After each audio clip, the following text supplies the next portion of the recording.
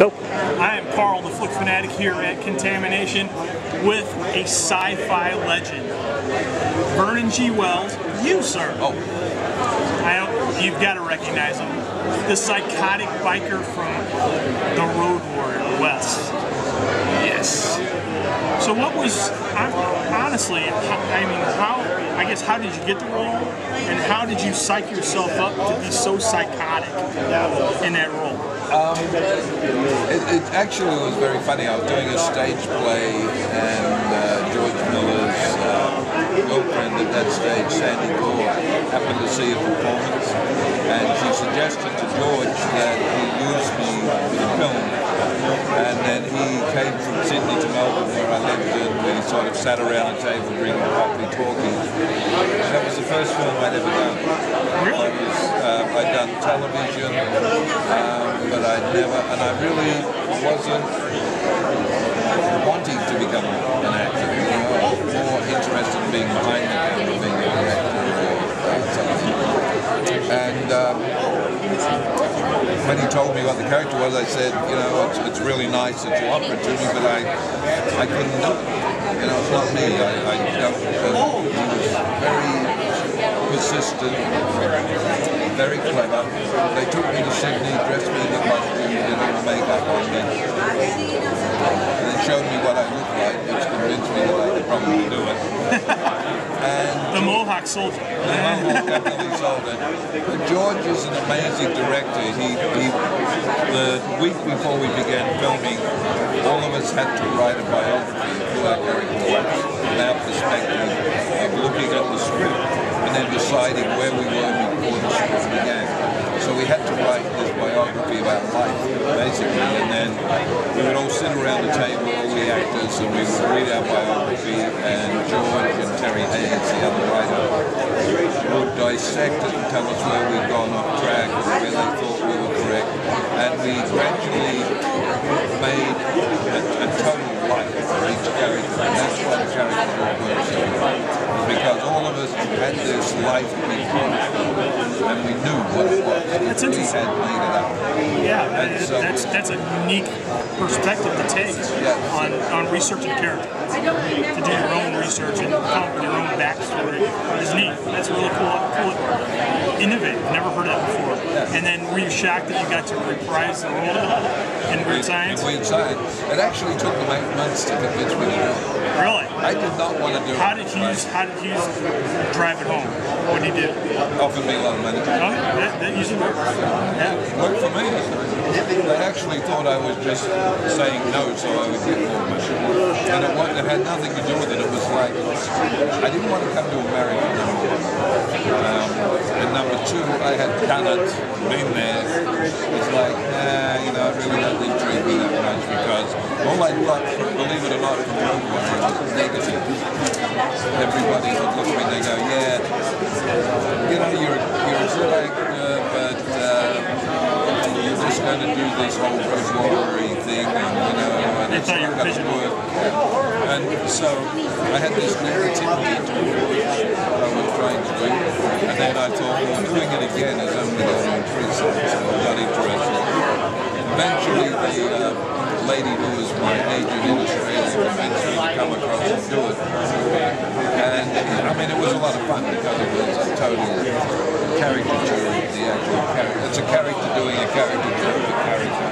So it was a lot of fun, which I'm really glad I did it. I enjoyed it immensely. But it also got me all the auditions while I was here, talking to people, things like that, which started everything. And opened the door with it. Now, they're redoing Mad Max. Well, they're not redoing it, they're just doing another. Right, they're revamping it. Have they reached out to you to do a cameo or anything? Would you be interested in something like that? Yeah, George asked me to. I'd love to do it. I love George. I love working with George. He's just an amazing man. But George really doesn't go back. Really? He moves forward. And I seriously, I could not see where I would be, you know. Well, as a fan, I mean, growing up with the iconic film, we love to see, you know, just if you're a bartender or something, and just have a role to tie it for us elder crowd back to the original film. I don't think that would be a slam dunk. I think it would be great. If they offered it to me, I'd be the first one on the plane to go do it. But seriously, I would love to do it. Do you like playing the bad guy? You know what, it's funny, the last couple of years, maybe 3 years, I've done 90% of what I've done in being good. I'm now into it. But all of the good guys I play have a little bent. They're not like you. They're not straight-laced. Yeah, they're more like the 007 character. They're a little bit, you're not sure which way they're going to go. Which I enjoy. I think playing the straight or straight really be boring. I don't think I can do it. But playing the villain is always wonderful because there's no villains.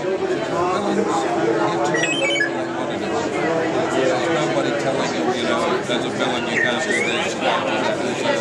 As a good guy, you have certain things.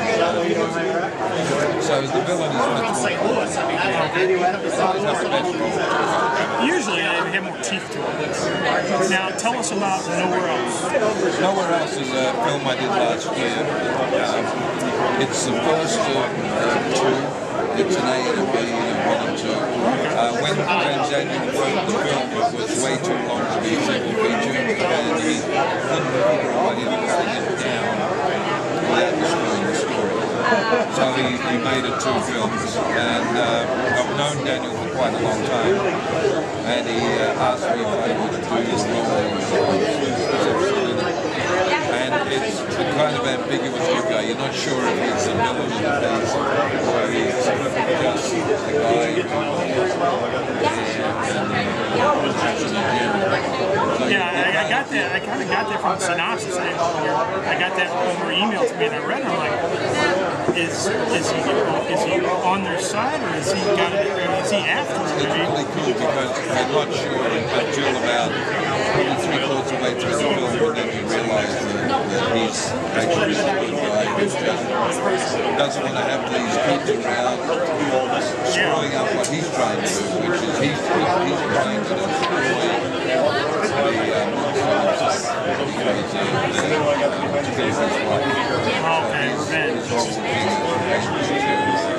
do that, and they're just like a distraction.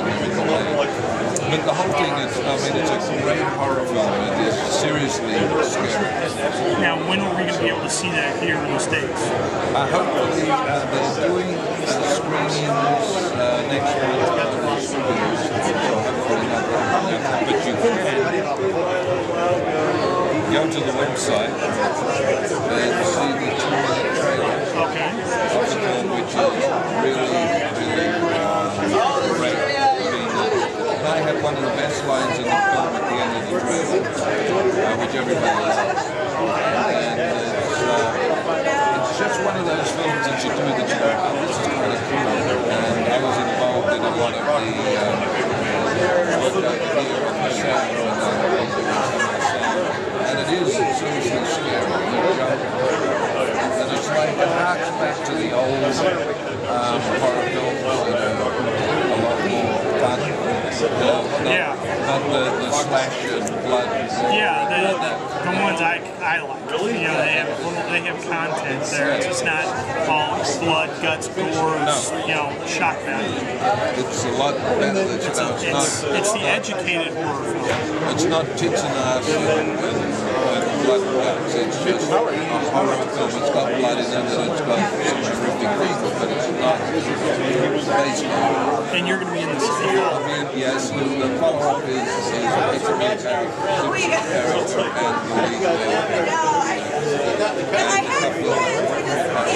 you see in they come back about